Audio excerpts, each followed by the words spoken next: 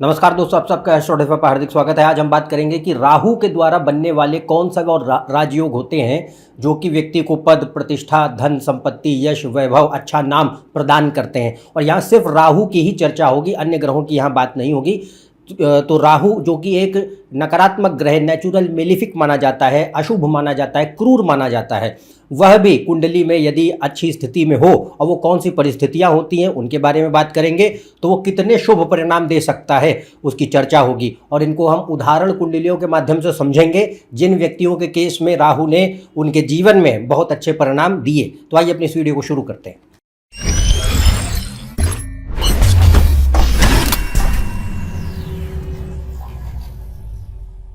यदि आप उसे कंसल्टेशन लेना चाहते हैं तो ऊपर दिए हुए इस वेबसाइट पर जा सकते हैं, इसका लिंक डिस्क्रिप्शन में दिखाया जा रहा है। तो हम बात करेंगे राहु के राजयोग, धन योग की परिस्थितियां क्या होती हैं, कब राहु जैसा नकारात्मक, शत्रु, क्रूर, पापी ग्रह व्यक्ति को शुभ परिणाम देने की पूरी सामर्थ्य रखता है।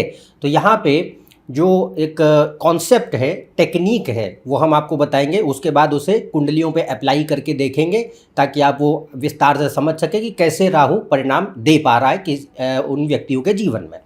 तो यहाँ पे पहले ये देखना है कि जब भी राहु दूसरे, तीसरे, छठे, सातवें, 10वें या 11वें भाव में हो, इन भावों में है और इन भावों के जो स्वामी ग्रह हैं, मतलब जिस राशि में भाव राहु बैठा है उसका जो स्वामी ग्रह है भाव का, वह यदि बली है, केंद्र त्रिकोण के स्वामियों के साथ युति में है या परिवर्तन योग बनाता है, या राहु उन्हीं ग्रहों के स्वामियों के साथ बैठा हुआ है, तो राहु यहाँ पे धन योग या राजयोग जैसी स्थिति का निर्माण करेगा।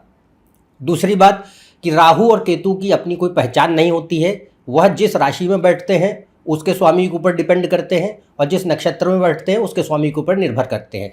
तो हमें राहु के नक्षत्र स्वामी और राहु के राशि स्वामी दोनों को कुंडली में देखना है। जितने बली स्थिति में दोनों के दोनों होंगे उतना राहु के पास बल होगा, उतने अच्छे परिणाम वो दे पाएगा। और यहाँ पे यह भी एक महत्वपूर्ण बात है कि लग्नेश और लग्न इनको ज़रूर देखेंगे।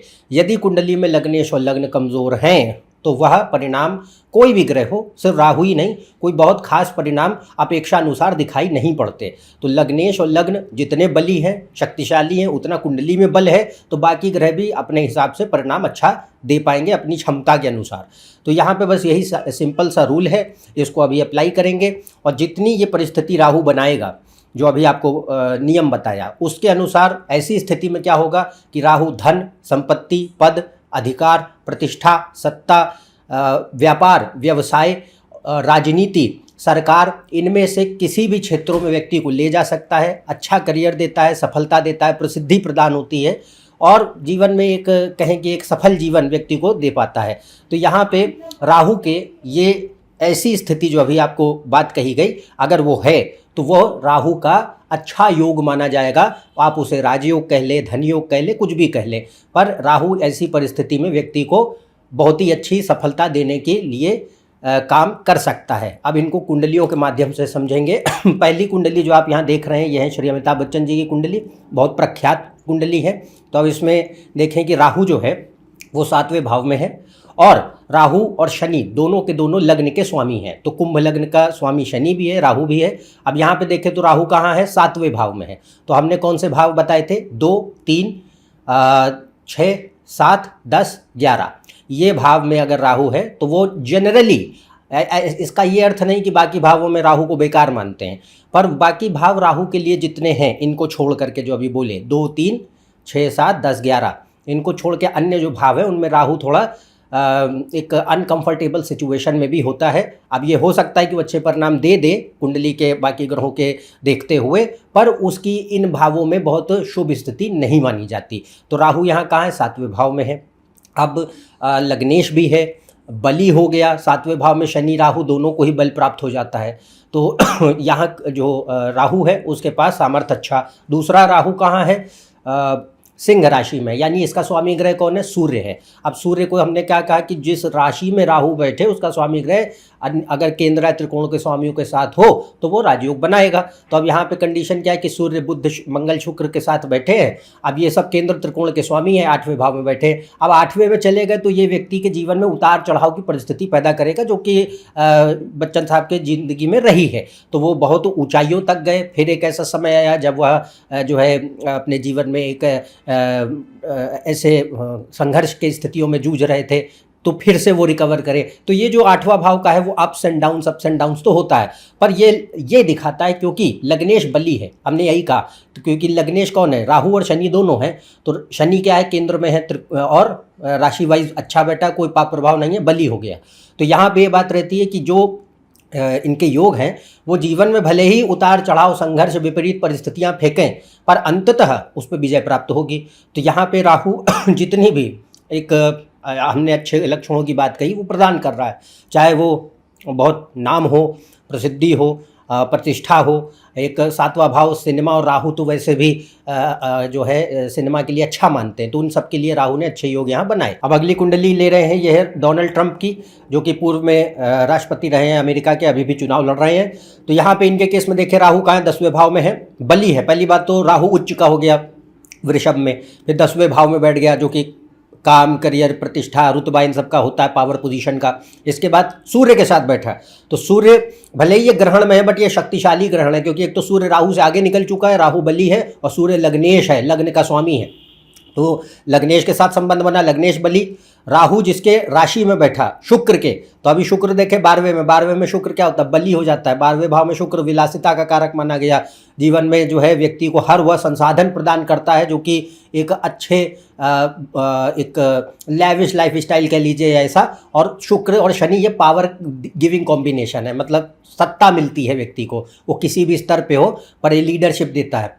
दूसरा व्यापार तो दे ही रहा है, पर यहाँ पे राहु का जो राशिश है, यानी जो इसका स्वामी ग्रह बना वो शुक्र बली है। क्यों? क्योंकि एक तो शनि के साथ संबंध है जो उसका मित्र है, दूसरा शुक्र वर्गोत्तम है, पुष्करांश में है, ताकत है। इसके अलावा लग्नेश बली है, तो लग्नेश का स्वामी कौन हो गया, लग्नेश हो गया सूर्य, 10वें भाव में दिग्बली है, राहु के साथ है।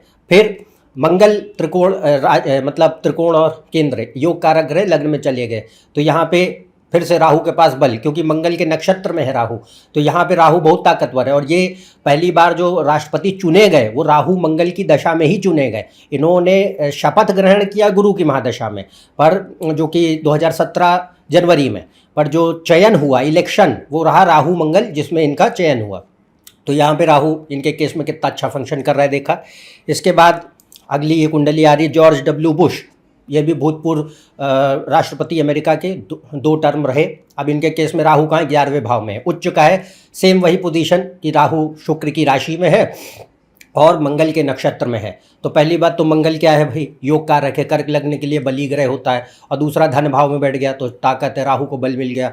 इसके बाद शुक्र कहाँ है, शनि बुध शुक्र लग्न में बैठे। तो हमने क्या कहा आपको कि शनि शुक्र कॉम्बिनेशन जो होता है वो एक तो व्यापार के लिए या पद प्रतिष्ठा अधिकार प्राप्त करने के लिए अच्छा माना जाता है, और ऊपर से कर्क में है तो कर्क राशि समाज की, जनता की होती है। और दूसरी बात ये देखें कि शनि शुक्र जो है वो केंद्र के स्वामी हैं, 4थे भाव के स्वामी हैं, 7वें भाव के स्वामी हैं, और लाभ यानी 11वें भाव के स्वामी हैं। तो इनका संबंध अच्छा है, तो बली हो गए। और फिर लग्नेश बली है, तो लग्नेश कौन है, चंद्रमा गुरु के साथ है, मित्र ग्रह है, धन मतलब लग्न और 9वें भाव के स्वामी इकट्ठे बैठे। तो यहाँ पर स्थिति क्या बनी कि राहु को पूरा बल है। अब ये भी जब पहली दफ़ा जो है राष्ट्रपति बने तो शनि राहु की दशा में बने, तो शनि महादशा राहु अंतरदशा, जनवरी 2001 में राष्ट्रपति पद पहली बार संभाला। तो इनके केस में भी राहु कैसा परिणाम दे रहा है ये देखें। नवांश भी देखेंगे तो भावोत्तम है, 11वें भाव में, कन्या में, बहुत अच्छी पोजीशन। तो ये इनकी। अगला केस देखिए, यह है मार्गरेट थैचर, तो ये ब्रिटेन की प्राइम मिनिस्टर रहीं, आयरन लेडी के नाम से मशहूर हैं। तो अब इनके केस में राहु, पहली बात तो तुला लग्न है जिसमें शनि बुध शुक्र राहु सब आपस में बहुत मित्र माने जाते हैं और अच्छा परिणाम दे पाते हैं। अब राहु कहाँ है, 10वें भाव में, कर्क में। अब इसका जो राशिश है यानी चंद्रमा, तो चंद्रमा को देखें तो कहाँ है, 10वें भाव का स्वामी भी है, सिंह में चला गया, 11वें स्थान पर, लाभ स्थान में। चंद्रमा के ऊपर कोई पाप प्रभाव नहीं, सिर्फ गुरु की दृष्टि है जो चंद्र को बल प्रदान करती है। दूसरा राहु जिसके नक्षत्र में है, शनि के नक्षत्र में है। तो शनि कहाँ है? लग्न में है, योग कारक है, उच्च का है, बुध के साथ त्रिकोण के स्वामी मतलब राजयोग बना दिए। 4, 5 नवम के स्वामी लग्न में बैठ गए तो राहु को पूरा बल मिल गया। और लग्नेश कौन है? शुक्र है। अब शुक्र यहाँ देखेंगे तो बली है, मतलब दूसरे भाव में चला गया। शुक्र धन स्थान पे शुभ माना जाता है, तो कंडीशन उसकी भी ठीक है। नवांश में यही शुक्र नीच है, बट शुक्र का पूर्ण नीच भंग है, तो ये व्यक्तिगत जीवन में भले ही व्यक्ति को कठिनाइयाँ पैदा करे, बट नीच भंग जो है वो जो प्रोफेशनल लाइफ होती है उसके लिए अच्छा मानते हैं। तो शुक्र को यहाँ पे कोई निगेटिविटी नहीं है। तो यहाँ राहु, अब ये राहु की महादशा और शनि की अंतरदशा में पहली दफ़ा प्राइम मिनिस्टर बनी। तो राहु शनि 79 में, अप्रॉक्सीमेटली मई 79 में राहु शनि पीरियड था जब पहली दफ़ा ये ब्रिटेन की प्राइम मिनिस्टर बनी। ये अगली कुंडली श्रीमती इंदिरा गांधी जी की है, तो इसमें राहु छठे स्थान में है।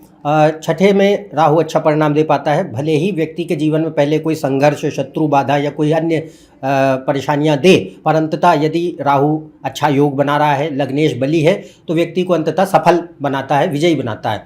तो अब इसमें देखें तो राहु छठे में है, शुक्र के साथ है, शुक्र गुरु परिवर्तन है, एक दूसरे के राशियों में बैठे हैं, तो 3 ग्रह आपस में रिलेशन में गए, यानी गुरु, शुक्र, राहु। अब इसमें शुक्र और गुरु जो है चौथे, 9वें, 11वें भाव के स्वामी हैं, और इसमें गुरु छठे भाव का भी स्वामी है। तो छठा भाव क्या होता है? राजनीति, शत्रु, गुप्त शत्रु, कोई अन्य बाधाएं, संघर्ष। और ये छठा भाव जो है वो क्योंकि शुक्र गुरु विवाह भी चलाते हैं, तो ये वैवाहिक जीवन के लिए अशुभ स्थिति है, पर यह राजनीति में सफलता के लिए बहुत अच्छी स्थिति है। तो यहाँ पे अगर देखें तो इनके केस में, इनके जीवन में शत्रु पक्ष रहे और एक उसके बाद उनके ऊपर विजय प्राप्त करके ये आगे बढ़ी, तो वो जो छठा भाव का पक्ष है वो यहाँ आता है। तो पहली दफ़ा जब ये राजनीति में सक्रिय हुई, प्रधानमंत्री पद का भार उठाया, तो वो गुरु सूर्य महादशा, तो गुरु की महादशा सूर्य अंतरदशा 1966 पर। अब अगर देखें तो गुरु इनके केस में ऑब्वियसली एक अच्छा ग्रह है, 9वें भाव का भाग्य स्थान का स्वामी, कर्क लग्न के लिए शुभ ग्रह, पर गुरु का सर्वप्रथम जो परिणाम है वो किससे आएगा? शुक्र राहु, क्योंकि वो छठे के साथ परिवर्तन में गया है। तो गुरु को अंततः क्या है? लाभ तो देना है। तो 11वां भाव क्या है? लाभ, और गुरु बली है। पहली बात तो गुरु जो है वर्गोत्तम है, दूसरा वो पुष्करांश में है, तीसरा भाग्य स्थान का स्वामी है, चौथा कोई पाप प्रभाव उसके ऊपर ऐसा सच नहीं है, और नवांश में भी कंडीशन उसकी ठीक है। तो गुरु को अंततः सफलता तो देनी ही है। और अंत एक और पक्ष वो है लग्नेश। तो लग्नेश जैसे चंद्रमा, शनि, आपसी दृष्टि, अब ये पारिवारिक वैवाहिक जीवन के लिए अच्छी स्थिति नहीं है, पर ये लग्न, जब भी लग्नेश या लग्न आपस में रिलेशन में हो तो लग्न को बल मिलता ही मिलता है। तो यहाँ पे जो योग है वो इसके लिए शुभ हुआ कि गुरु महादशा ने इनको प्रधानमंत्री पद प्रदान किया। तो यहाँ पे भी राहु की जो भूमिका है वो अधिक है। और राहु में एक बात और देखें कि राहु 10वें भाव को भी दृष्टि देता है और 10वें भाव के स्वामी मंगल को भी दृष्टि देता है। तो जो राजनीति का पक्ष रहा है वह राहु उसकी जो पोजीशन है इसमें इनकी बहुत उसने सहायता की है। अब अगला जो एक कुंडली है वो है महात्मा गांधी जी। तो इनके केस में देखें चंद्र राहु बहुत प्रख्यात कुंडली है, 10वें भाव में राहु है, 10वें भाव के स्वामी के साथ है, लग्नेश बली है, लग्न में ही बैठा है। फिर चंद्रमा क्या है? बहुत बली, गजकेसरी योग बना दिया उसने। तो यहाँ पे राहु के पास बहुत बल है। तो यहाँ बात रहती है कि राहु की जो महादशा इनकी रही 1921 से 1939, तो जो एक मेजॉरिटी इंडिया में जो ये काम किया इन्होंने वो राहु की दशा में ही रहा है। तो वो भले ही आ तो गए थे भारत 1917 में, पर 4 वर्ष उपरांत जो है राहु शुरू हुआ 1921 से 1939 तक चला है। उसी दौरान सारा जो महात्मा गांधी जी के जीवन में जो भी उन्होंने मेजॉरिटी चीज़ें की वो राहु की महादशा में भारत में दिखाई दी। पर राहु जैसे इनके केस में देखें तो बली है, तो ये उसकी पोजीशन आप देख पा रहे हैं। तो राहु इनके केस में भी परिणाम अच्छे दे पा रहा है। इसके बाद आखिरी कुंडली आती है शाहरुख खान। इनके केस में भी देखें तो राहु 10वें भाव में है, उच्च का है, और इसका जो स्वामी ग्रह है शुक्र, गुरु शुक्र आमने सामने, ये धन योग है, बहुत अच्छा प्रबल धन योग है। और फिर ये 5वें और मतलब त्रिकोण के और केंद्र के स्वामी भी हैं, तो ये बली हो गए। राहु 10वें में बली हो गए। तो इसमें कंडीशन ये हुई कि हमारे पास जो है राहु के पास शक्ति अधिक है। और जो लग्नेश है, लग्नेश भी बली है क्योंकि पूर्ण नीच भंग में है, सूर्य पूर्ण नीच भंग में। तो कंडीशन ये हुई कि इनके केस में भी राहु बहुत अच्छा परिणाम देता है। और राहु से हम entertainment, acting, media, mass communication देखते हैं। तो यहाँ पे हमने कई उदाहरणों से ये समझा कि कैसे सभी जो ऐसे, चाहे वो नेता हों, अभिनेता हों, अन्य कोई व्यक्ति हों, उनके जीवन में जिनके केस में राहु ने बहुत अच्छे योग बनाए, अपनी दशाओं में कैसे उसने उनको तरक्की दी है। तो मन में आपको ये देखना है कि ये भ्रांति ना रखें कि कोई पापी ग्रह या क्रूर ग्रह है तो व्यक्ति को सिर्फ गिराता ही है और परेशान ही करता है।